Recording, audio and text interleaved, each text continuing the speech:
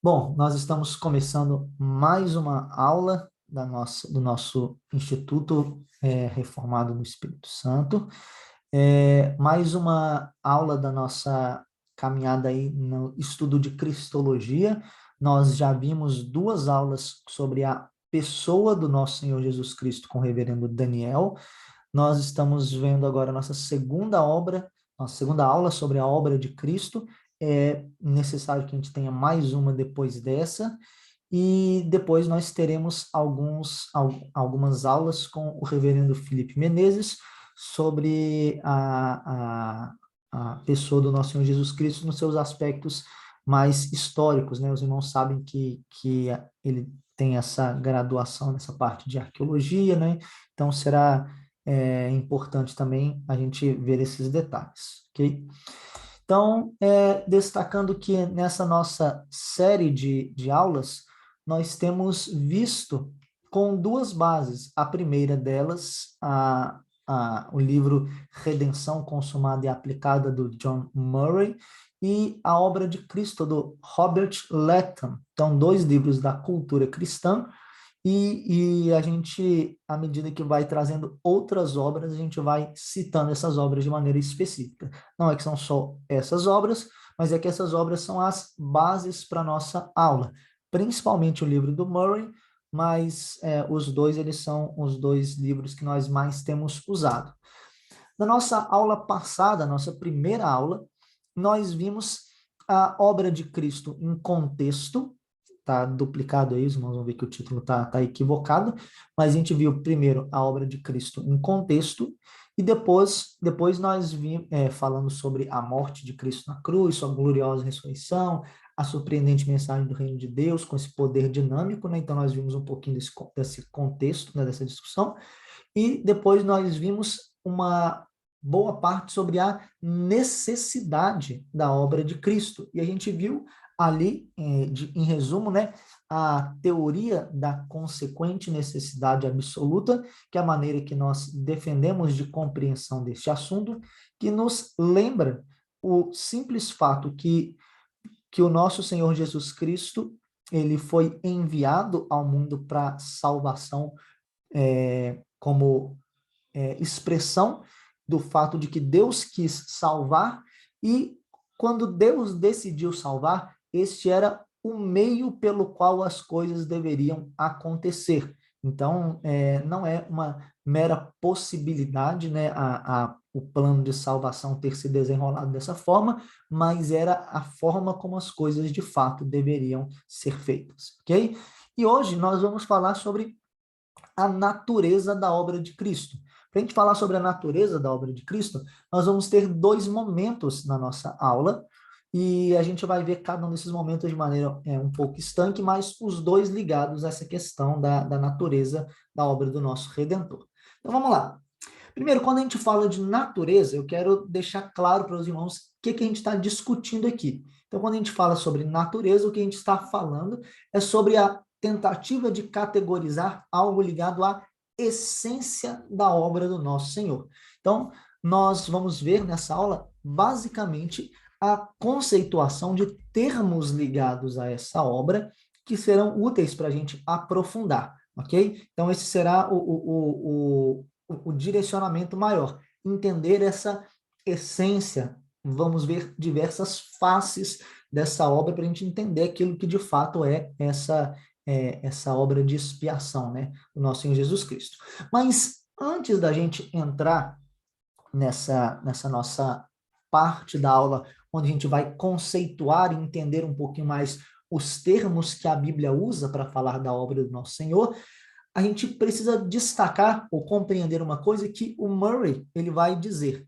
Veja, ele cita assim no seu livro: as Escrituras consideram a obra de Cristo na qualidade de obra de obediência, e usam esse termo ou conceito designado por ele com frequência suficiente para justificar a conclusão de que a obediência é mais genérica e, portanto, compreensiva o bastante para ser considerado um princípio unificador e integrante. O que ele está querendo dizer?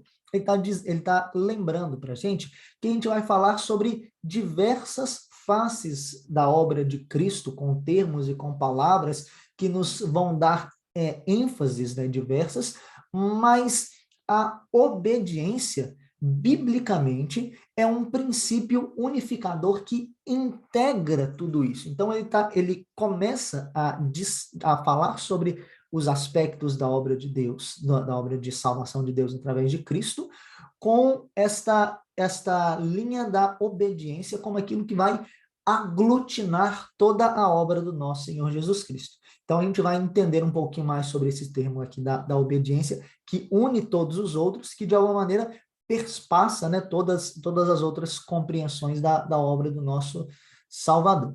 Então, primeiro, vamos lá. Primeiro, nós podemos perceber toda uma lógica nas Sagradas Escrituras que apontam, né, para esse princípio unificador da obediência na obra do nosso Senhor Jesus.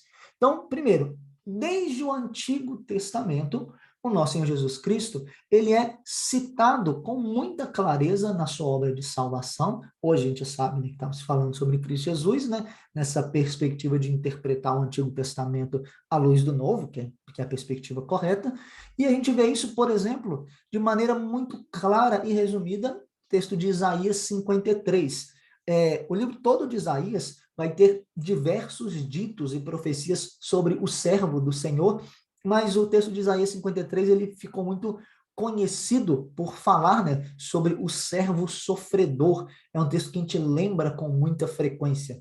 Então, esse termo de servo, ele designa bastante essa característica da obediência que nós estamos falando. Então, veja, o meu servo, o justo, com seu conhecimento, justificará a muitos, porque as iniquidades deles levará sobre si. A postura aqui, o termo de servo, ele serve para nos mostrar, né, esta característica da obediência do nosso Senhor Jesus Cristo. Além disso, o próprio Cristo afirma que veio fazer a vontade do seu Pai. Ele mesmo se coloca nessa posição de obediência. Não é nada que nós estamos distantemente imputando a Cristo Jesus, mas ele mesmo fala isso sobre si. Então ele diz assim: porque eu desci do céu não para fazer a minha própria vontade, e sim a vontade daquele que me enviou. E a vontade daquele que me enviou é esta, que nenhum eu perca de todos aqueles que me deu, pelo contrário, eu o ressuscitarei no último dia. A gente vai voltar na nossa próxima aula nesse texto para falar da extensão da expiação, mas o verso número 39 fala sobre a extensão, agora o 38, ele fala sobre essa característica da obediência do nosso Senhor Jesus Cristo. A gente vai dar mais detalhes, mas veja que Cristo Jesus ele não está negando esse aspecto da sua obediência ao Pai. Então, esse é um termo bom para a gente poder aglutinar as outras faces da obra do nosso Senhor e Salvador Jesus Cristo. Os apóstolos, na sequência, eles também vão falar deste viés de obediência aglutinadora quando eles falam da obra do nosso Senhor Jesus Cristo. Então, por exemplo, Romanos capítulo 5, 19 vai dizer: porque como pela desobediência de um só homem, aqui falando de Adão, né, do nosso outro representante, muitos se tornaram pecadores, assim também por meio da obediência de um só, muitos se tornaram justos. Então, veja, mais uma vez, termos ligados à obediência do nosso Senhor. Então, veja, eu só estou mostrando isso para quê? Para a gente poder destacar como essa é uma lógica das Sagradas Escrituras. Nós mostramos isso no Antigo Testamento, nós mostramos isso no Novo Testamento, nós mostramos isso na fala de Cristo, do próprio Cristo, na fala dos profetas, na fala dos apóstolos, né? Então, veja, é uma lógica de obediência na obra do Messias, na obra do Salvador. Agora a gente vai entender um pouquinho mais esse aspecto da obediência, porque ela é descrita principalmente em dois termos, nos termos de obediência ativa e obediência passiva. E sendo bem interpretada, a gente vai ver que isso vai dar alguns aspectos muito distintos e importantes da obediência do nosso Senhor Jesus Cristo. Veja, aqui é onde eu acho que a gente tem um dos maiores ganhos na nossa aula. Perceba o que eu estou querendo mostrar para os irmãos. Um dos nossos objetivos aqui no Instituto Reformado, e até por isso que a gente teve que dividir essa aula que nós estamos dando aqui em em duas aulas, porque o nosso objetivo aqui é dar um pouco mais do que normalmente nós vemos na nossa igreja para aqueles que desejam se aprofundar nesses assuntos.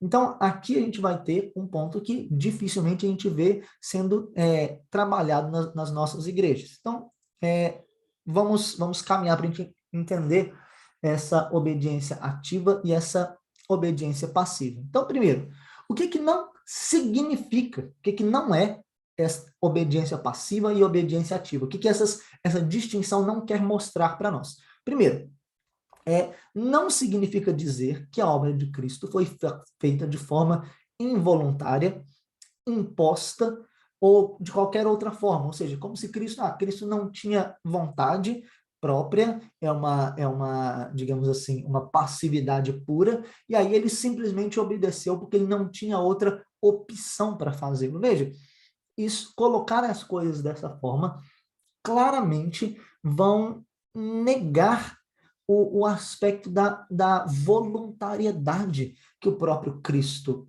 dá para si mesmo, falando daquilo que ele quis fazer, daquilo que é a sua vontade também, porque ele faz a vontade do Pai, mas ele ama fazer a vontade do Pai.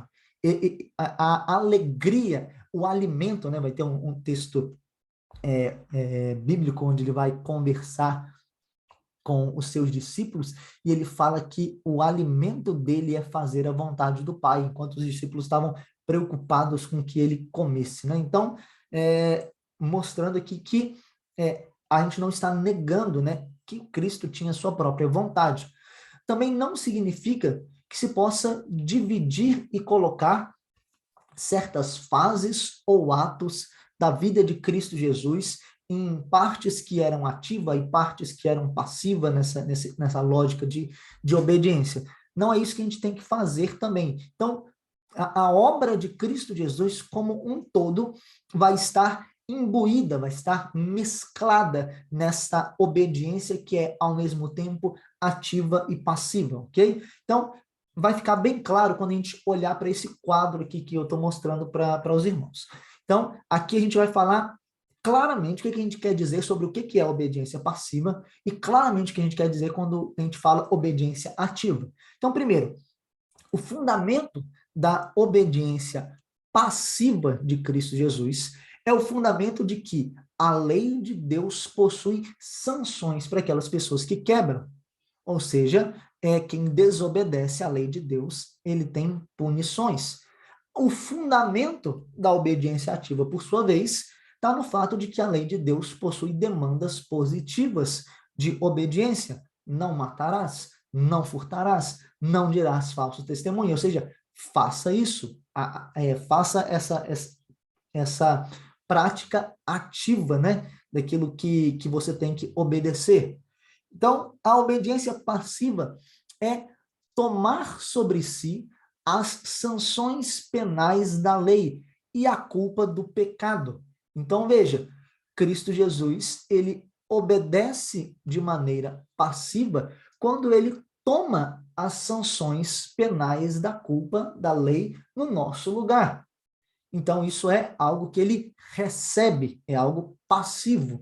Então, ele toma isso na nossa posição, né? Então, isso ele faz de maneira passiva.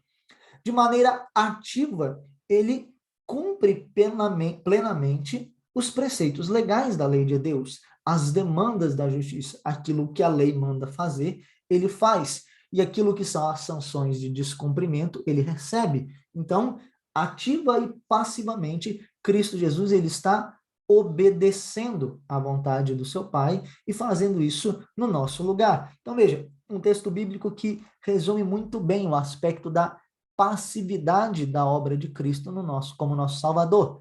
embora sendo filho, aprendeu a obediência pelas coisas que sofreu, e tendo sido aperfeiçoado, tornou-se autor da salvação eterna para todos os que lhe obedecem. Ou seja, mostrando que Cristo Jesus, com a sua obediência, ele sofre coisas para que ele se torne o autor da nossa salvação, ok?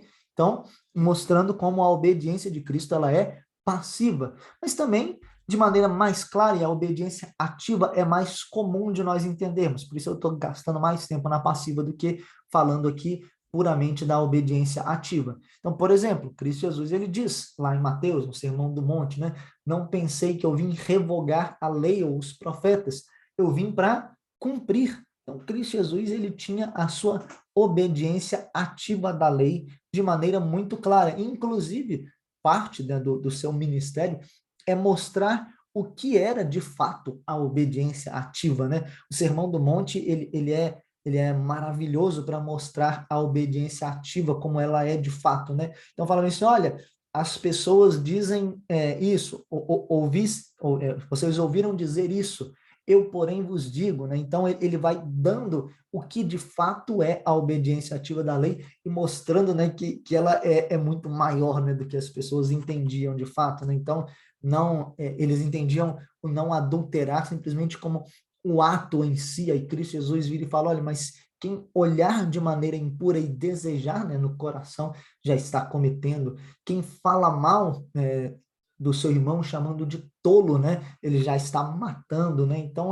há ali essa demonstração, né, de como essa obediência é clara, ok? Então veja, então o Murray, ele vai resumir esta questão da obediência, né, ativa e passiva, dizendo o seguinte: a obediência, portanto, não é algo que pode ser concebido artificialmente ou abstratamente, uma vez que ela alista todos os recursos de sua perfeita humanidade, reside em sua pessoa e é a obediência da qual ele é sempre a perfeita personificação.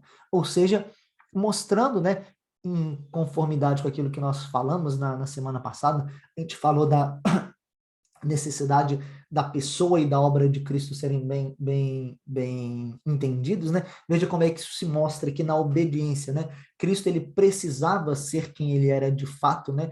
Para que ele pudesse obedecer ativa e passivamente, não de maneira artificial ou abstrata, mas de maneira total e completa, para que ele pudesse experimentar isso, né?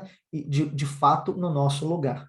Então, entender esses termos da obediência aglutinam tudo aquilo que nós vamos falar agora na sequência sobre os aspectos, sobre as faces da expiação. E veja, eu estou colocando um diamante aqui só para ilustrar que um diamante é algo que nós não vemos, né, com tanta clareza assim, né, todas as suas faces, né, ele é algo que meio que se mistura, mas a gente sabe, a gente consegue ver quando a gente olha de perto, ele tem diversas faces, né, que vão deixando ele mais belo, então a gente vai virando e vai vendo todas essas faces que de alguma maneira se tocam, né, se misturam. E que eu faço questão de destacar que boa parte do conteúdo, né, do livro do Murray, mas boa parte também são termos de aula, né, que eu tive no seminário da aula do reverendo Weber, né, dos resumos, né, que a gente usava em sala, mas veja, uma coisa apenas acrescenta a outra, porque o livro tema, né, que a gente tinha lá no seminário era o livro do Murray, então o reverendo Weber vai acrescentar uma ou outra coisa que são interessantes da gente acrescentar, e é por isso que eu estou fazendo questão de destacar, né, que parte aqui não é só tirada do Murray, mas é tirada também das aulas que nós tivemos no seminário, certo? Então vamos lá. Primeiro ponto, né, primeira face, né, que a gente pode falar da obra do nosso Senhor Jesus Cristo aqui, é em termos desta obra sacrificial. Esse sacrifício é a grande figura de substituição que a gente tem nas Sagradas Escrituras e que a gente pode ver aqui algumas ênfases principais que narram, né, para nós, que explicam para nós o que é esse sacrifício. E veja, uma coisa que eu quero até de antemão, preparando para, vai falar para tudo aquilo que a gente vai falar agora na sequência. Vocês vão perceber que boas partes dos termos que a gente está dizendo aqui são coisas que nós repetimos à torta e à direita na igreja e que, por vezes, a gente não sabe usar muito bem, ou às vezes nem dizer muito bem aquilo que é. A gente simplesmente fala, né, repete o termo, às vezes a gente até está repetindo no contexto correto, mas a gente não tem muita preocupação em lapidar o nosso entendimento sobre esse termo. E o nosso objetivo aqui é narrar a obra de Cristo Jesus nesses termos, dar uma aprofundada nisso, ok? Então vamos lá. Sacrifício é essa figura de substituição, e há umas ênfases que a gente precisa tirar aqui. Primeiro, Cristo ele é o cordeiro pascal, né, que foi imolado. Então, Cristo ele é este sacrifício, né? Então, eis o cordeiro de Deus que tira o pecado do mundo. Aquilo que João vê, né, quando vê a pessoa de Cristo Jesus. As ênfases, a ligação de Cristo, né, com esse cordeiro sacrificado, elas são várias, né? Cristo Jesus ele é apresentado desde o Antigo Testamento como aquele que cumpre, né, estes sacrifícios que eram ditos lá no Antigo Testamento. Na mesma toada, né, Cristo Jesus ele é também essa oferta de sacrifício obediente a Deus, ligando aquilo que a gente falou da obediência agora há pouco, né? Então, Efésios capítulo 5, verso número 2. Como também Cristo nos amou e se entregou a si mesmo por nós como oferta e sacrifício a Deus em aroma suave. Ou seja, Cristo, ele mesmo se entrega, ele obedece, mas ele não obedece com essa passividade nula, né, por assim dizer. É algo que ele quer fazer, é algo que ele faz, é uma obediência, de uma oferta que está se entregando. Então é como um cordeiro, né, que a gente vê lá em Isaías 53, que caminha voluntariamente para ser oferecido, né, como oferenda, né? Cristo também, ele tem a sua ênfase de sacerdote, a gente vai ter um especial só sobre os 3 ofícios, mas ele é essa oferta substitutiva entregue a Deus, né, pelo sacerdote. Então, ainda que ele seja esse sacerdote celestial, ele, além do sacerdote, é a oferta. Então, quer ver? Hebreus capítulo 10, verso número 12. Jesus, porém, tendo oferecido para sempre um único sacrifício pelos pecados, assentou-se à direita de Deus, ou à destra de Deus. Então, ele é aquele que oferece o sacrifício, mas ele mesmo, né, é o sacrifício. Então, esta substituição de Cristo Jesus são termos que nesse sacrifício não podem faltar a nossa compreensão na obra do nosso Salvador, do nosso Senhor Jesus Cristo. Ok? Então, aqui nós vamos entrar em um outro termo. O termo agora é propiciação. E veja, esse é um termo que acontece muito no Antigo Testamento, mas acontece muito pouco no Novo Testamento, até por questões de tradução. Muitas vezes, nas versões gregas, né, o termo propiciação, que poderia ser uma tradução usada no Novo Testamento, ela é traduzida por expiação. E expiação é um termo que fala de maneira mais abrangente da obra do nosso Senhor Jesus Cristo. O próprio Murray, ele trata a obra de Cristo Jesus nos termos da expiação. Então, se você pegar o livro dele para analisar, ao invés de falar obra, ele trata expiação quase como sinônimo de obra a todo tempo. Então, ele explica a expiação nesses termos, sacrifício, propiciação e tudo mais, né? Então, ele une esses 2 termos. Então, propiciação, por vezes, é traduzido, né, como expiação.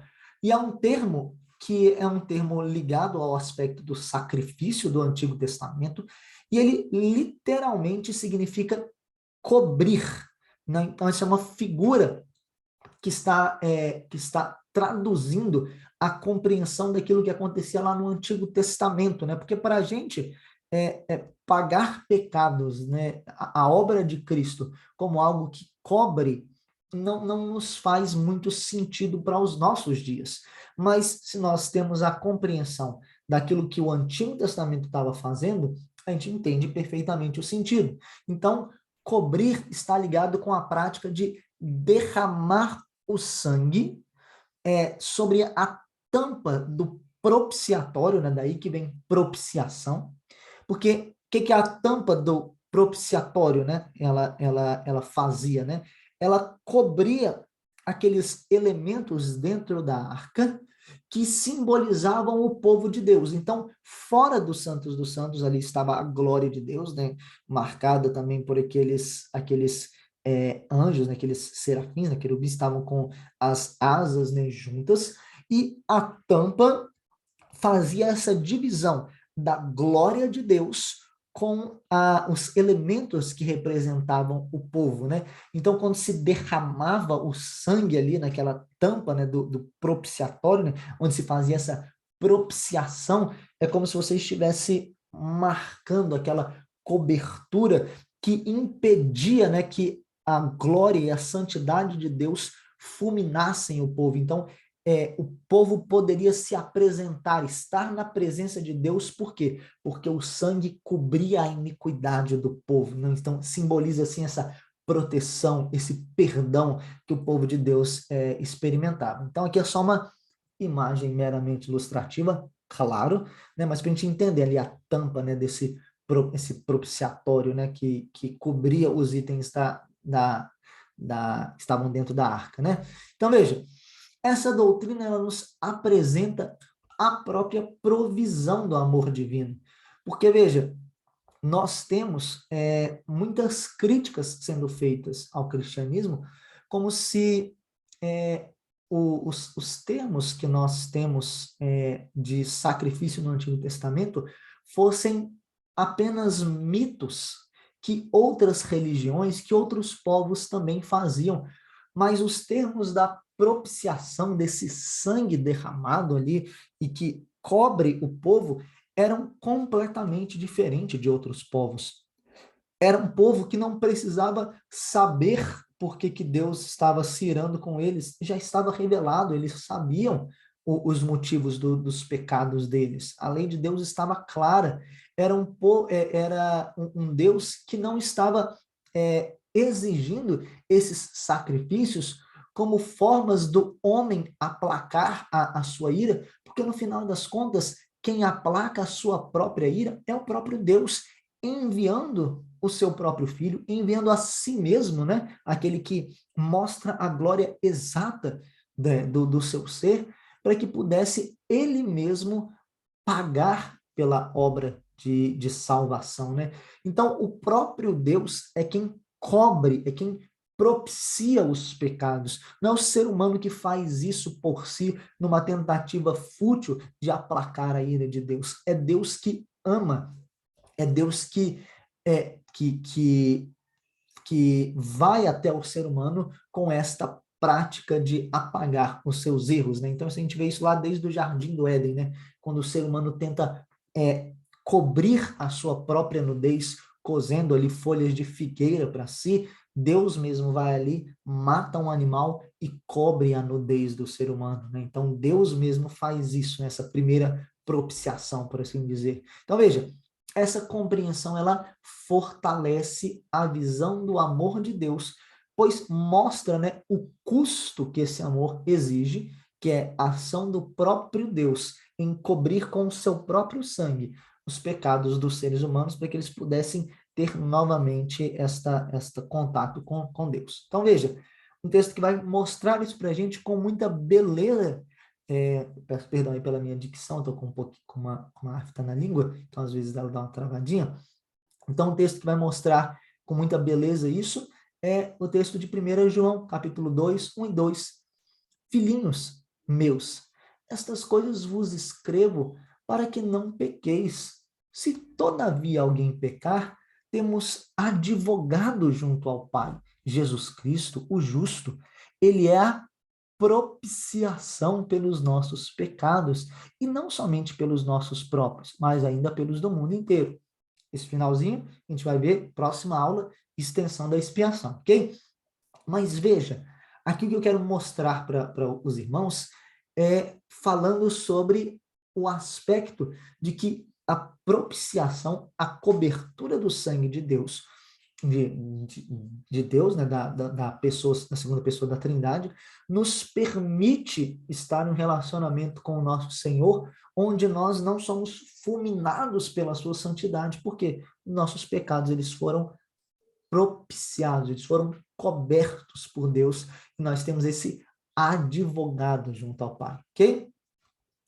O próximo termo, a próxima face da obra do nosso Senhor Jesus Cristo é a reconciliação. Então, enquanto a propiciação se concentra na fala da ira de Deus, a reconciliação se focaliza na nossa distância de Deus e no método que Deus usou, né, no método divino, para restaurar-nos o favor de Deus. Então, é juntar dois que estavam separados. Isso é reconciliação. Em outras palavras, tornar uma inimizade, que era a prática, e desfazer isso, tirando aquilo que estava no caminho. Esses que são os termos que a gente precisa entender a obra de reconciliação de Cristo Jesus. Então, veja, primeiro, reconciliação é algo que parte de Deus para romper a nossa inimizade. E a gente precisa ter cuidado porque é comum que nós falemos de pessoas que querem Deus, mas são ímpios, ou pessoas que são denominados, por assim dizer, amigos, né, do evangelho, mas veja, a palavra de Deus não nos dá base nenhuma para falar desta amizade do ímpio para com Deus, como se ele desejasse a Deus de alguma maneira. O máximo que ele pode desejar é aproximar-se desta lógica, né, de religião puramente externa, por questões muito próprias, mas não quer dizer que ele deseje a Deus, ele deseje essa reconciliação, e ele não consegue porque Deus não chama assim. Não, o ser humano, por natureza, ele é inimigo de Deus, é isso que a Bíblia mostra para nós. Então, reconciliação é quando Deus faz o quê? Ele torna essa inimizade em amizade. Então, essa que é a obra de Deus. Então, à medida que nós somos reconciliados, nós nos tornamos embaixadores da reconciliação. Veja que beleza a palavra de Deus nos vai mostrar aqui em 2 Coríntios.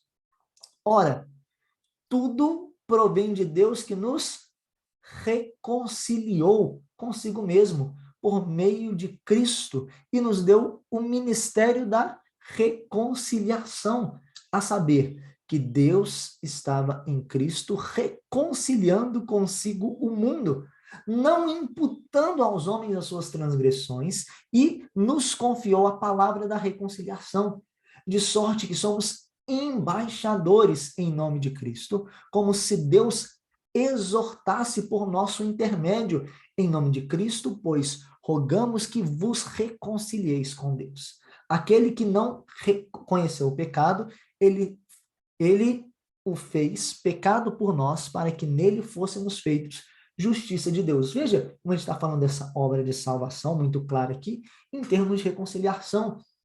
Deus, ele reconciliou o ser humano com ele, através da obra de Cristo Jesus, por meio de Cristo Jesus, e nos chamou para esse ministério de reconciliação, onde nós chamamos as pessoas à reconciliação por meio da obra de Cristo com Deus, ok? Então, veja, mais um termo bíblico, e esse é um termo que por vezes a gente explora pouco, a gente conhece pouco, mas um termo que, no seu aspecto de significado, não é um aspecto tão distante, né, dos nossos dias, é um aspecto que nós dividimos alguma proximidade. Redenção, ok? Então, esse é um termo que nós falamos muito e entendemos pouco, ok? Então, vamos lá. Redenção. Quando nós falamos de redenção, nós estamos diante de um vocabulário que, para nós, hoje, é puramente religioso, mas, biblicamente, é um vocabulário comercial. É uma linguagem que envolve compra, que envolve resgate, que envolve termos de libertação. Então, para você redimir alguém, você paga algo e é necessário que a gente entenda isso nos termos bíblicos. Mas veja, eu coloquei essa imagem das moedas romanas aí, né, de pagamento, mas veja, até para nós hoje, quando a gente fala de redenção, a gente entende que, de alguma maneira, por mais que não nos termos bíblicos, que há práticas para serem feitas. Então, quando a pessoa, de maneira agora bem simples, né? Quando a pessoa erra ali no futebol, né? E, vamos supor, um goleiro toma um gol muito feio, aí você fala, nossa, o time está perdendo por culpa dele. E aí ele vai lá e agarra um pênalti, aí você fala, nossa, ele se redimiu. Por que a gente fala isso? Porque ele fez algo, ele pagou, por assim dizer, algo, né, que não era simples, para que ele pudesse alcançar, né, aquele outro status que ele estava antes, né? Então a gente sem perceber toca ali um pouquinho nessa verdade, ok? Então veja, primeiro cuidado que a gente precisa ter quando a gente está falando sobre o termo de redenção. A gente tem que fugir de uma compreensão simples de libertação. Por quê? Porque quando a gente pensa em termos simples de libertação, né, a gente perde de vista o preço do resgate. E a gente está falando de um preço alto. A gente está falando de Cristo Jesus, a gente está falando do sangue de Cristo Jesus, da morte dele. Então, não é uma libertação sem preço. Tentando pegar emprestado aqui uma situação bíblica, né? É Davi falando para a pessoa que queria dar o campo para ele, que ele não queria oferecer sacrifícios que não fossem custosos, né? As coisas precisam ter um preço. Então, a palavra de Deus mostra, né, essa redenção nos termos de um preço pago alto para a libertação, ok? E o pagamento, e aqui é importantíssimo a gente falar, porque às vezes quando a gente está nessa linguagem de pagamento aqui, a gente tem uma compreensão errada, né? A gente acha que o pagamento é algo que Deus faz para Satanás, né? Que Cristo faz para Satanás, porque Satanás está escravizando a gente, então tá lá Satanás prendendo a gente na corrente. E aí Cristo vem e paga o preço para Satanás, para que Satanás liberte a gente. Então veja, não tem nada podia ser mais distante da verdade do que isso. Por quê? Porque ainda que a escravidão do pecado seja um termo bíblico, não é Satanás que, no final das contas, nos escraviza, né? Não é ele que é o nosso dono, assim, né? E a gente é liberto por Cristo. Não, o pagamento é feito a Deus. O sangue de Cristo derrama e satisfaz a ira de Deus, não os termos de Satanás ou qualquer coisa bíblica. Deus que é o juiz. Então, veja, nós estávamos escravos do pecado pelo nosso distanciamento de Deus. E quando nós somos libertos do pecado, nós temos isso pago a Deus e nós somos redimidos, nós somos elevados a esse posto de libertação que antes nós não tínhamos, ok? Então, Cristo não nos livra, tá aí, apenas da culpa do pecado. E aqui é um termo que a gente costuma falar. A gente falou quando a gente falou, a gente falou um pouco desse termo quando a gente falou da Ordo Salutis e de outros temas da soteriologia. Mas a culpa do pecado, que é ali o nosso status de estar distante de Deus, então nós somos justificados, nós somos tornados justos, Cristo nos livra dessa culpa do pecado e nos torna justos. Mas a obra de Cristo não para por aí.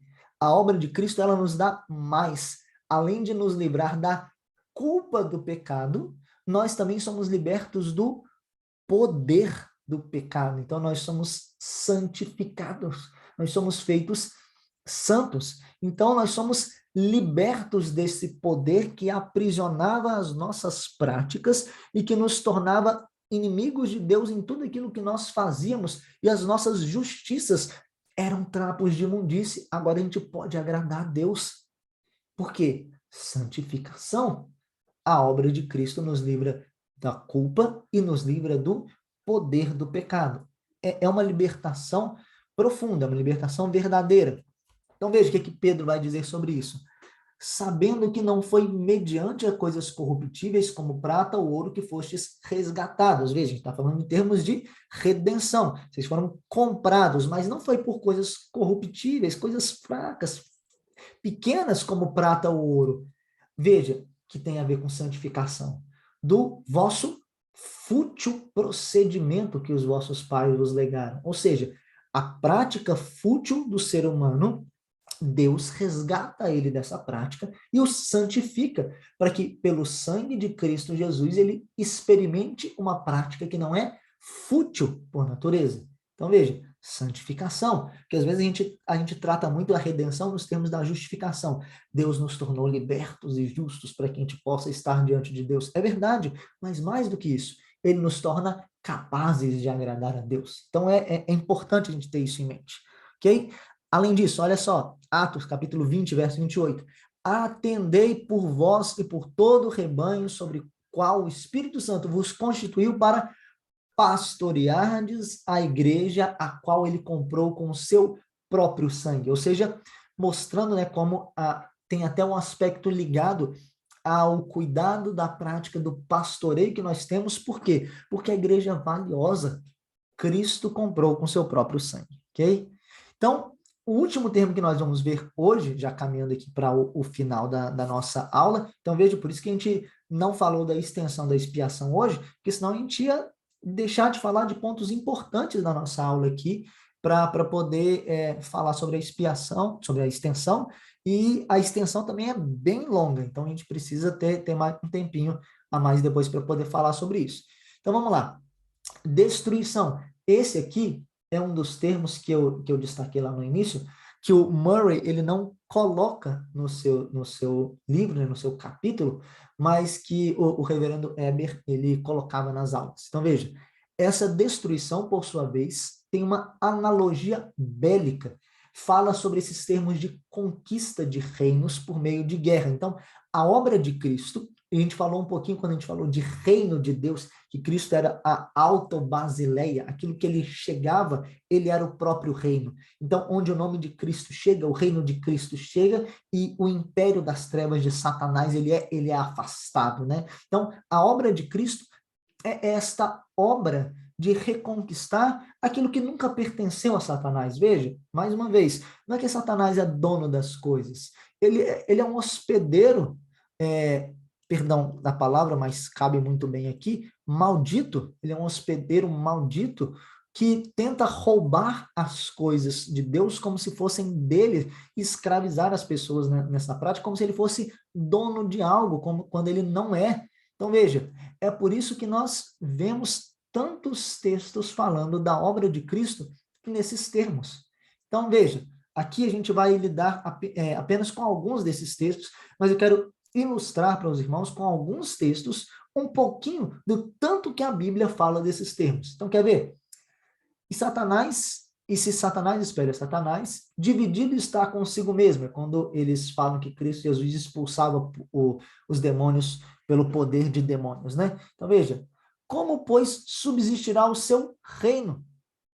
Ou como pode alguém entrar na casa do valente e roubar-lhe os bens sem primeiro amarrá-lo, então lhe saqueará a casa? Então veja como os termos de Cristo Jesus, ele fala de um reino que não poderia estar dividido contra si mesmo, senão ia cair. E os termos de Cristo Jesus é de ele entrar na casa do valente, amarrar o valente e então saquear, tomar aquilo que está ali. Então, esses são os termos da obra de Cristo Jesus. Ele mesmo dá esses termos para a sua própria obra. Veja que na sequência ele vai mostrar isso mais uma vez. Chegou o momento de ser julgado este mundo, agora o seu príncipe será expulso.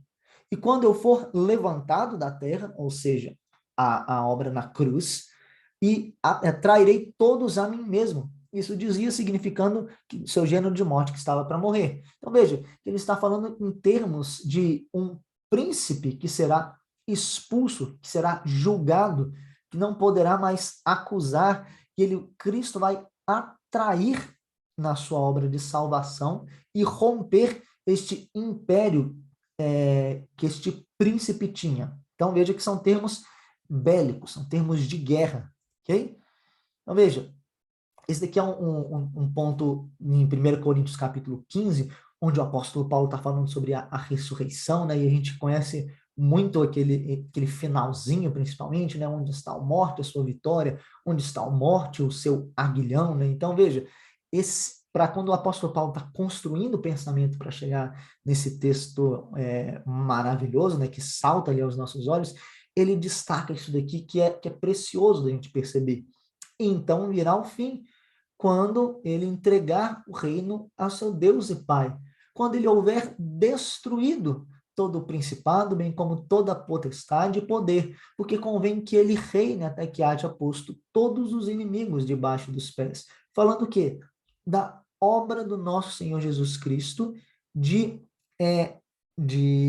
dominar sobre um reino que havia sido usurpado, então de colocar os inimigos embaixo dos pés, e ele já fez isso, né? Já dominou, né? E já destruiu boa parte dos inimigos, já venceu todos os inimigos, mas há um último a ser destruído totalmente, que não foi posto embaixo dos pés na sua totalidade, que é a morte. É por isso que ele está falando de ressurreição ali. Então, um dia o mortal vai ser revestido de imortalidade, e o corruptível vai ser revestido de incorruptibilidade. Então, tragada será a morte pela vitória.